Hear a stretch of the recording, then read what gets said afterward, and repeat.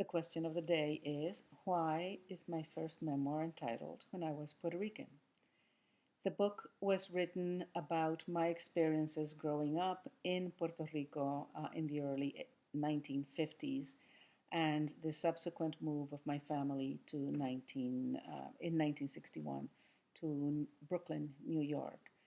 The book really is about a childhood that is impossible to have in Puerto Rico today. Puerto Rico has changed so much from the time that I was born and grew up, so that that kind of childhood in the rural barrios of Puerto Rico with no electricity, very little communication with the outside world, a very strong sense of the rural culture that we call jibaros, and the idea that I had not been exposed to any other culture except the rural Puerto Rican culture is one of the main reasons why the past tense is in the book, because it's really I was a different person, and it's nearly impossible to become a person like that anymore because Puerto Rico is very modern and progress has made it possible for connections outside of the local neighborhoods.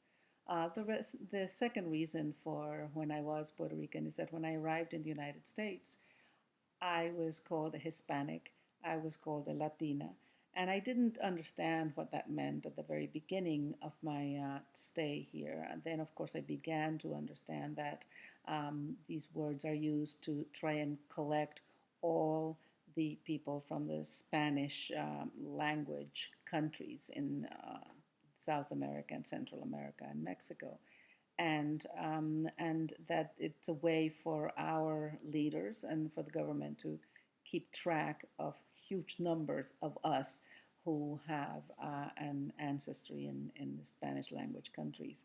But I didn't understand that at the beginning, and so I thought, why? Wait a second, I was Puerto Rican yesterday. Why am I Hispanic? Why am I Latina today? And so that was one of the questions that I asked myself. Was I then Puerto Rican then? I'm something else.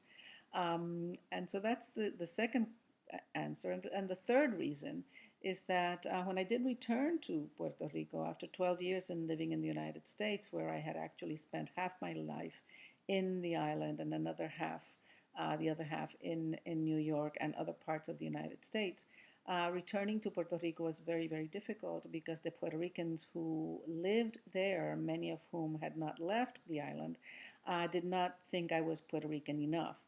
And I was constantly being told that I was not Puerto Rican, that I was a New Yorican, that I was an American, that my Spanish had an accent, that I didn't dress properly, all the things that made me different from the people who had not left the island.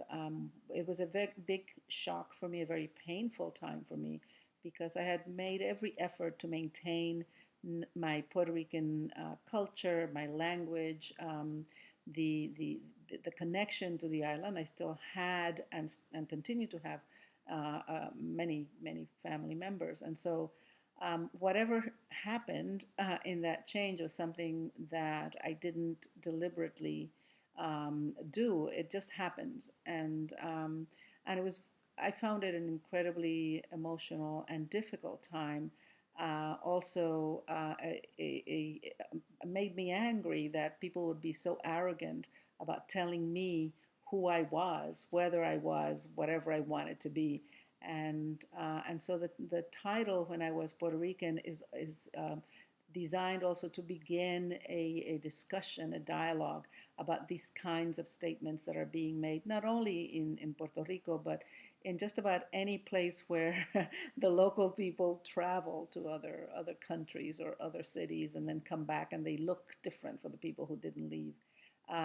So it's a way to get us to talk about that and to point out that these kinds of statements are actually really painful, and that actually if you say to somebody you're not enough, whatever, Puerto Rican, Cuban, Dominican, Ghanaian, French, whatever, it really is your problem, and it's your problem because you're not open to all the various expressions that a person can have in their lifetimes, given the many experiences that they have been able to have.